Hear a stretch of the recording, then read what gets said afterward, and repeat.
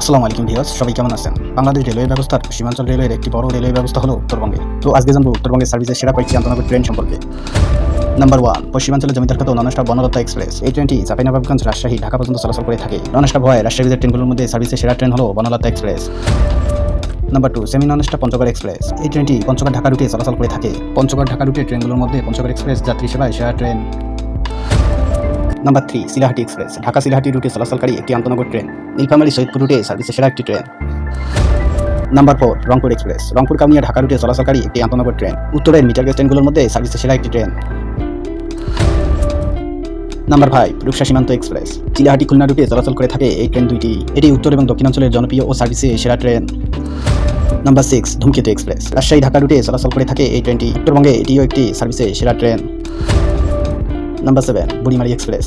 এই ট্রেনটি ঢাকা বুড়িমারি পর্যন্ত চলাচলের কথা থাকলেও বিভিন্ন জটিলতার কারণে বর্তমানে ঢাকা লালমনিরহাট পর্যন্ত চলাচল করে থাকে। এই ট্রেনটি সার্ভিসে সেরা একটি ট্রেন।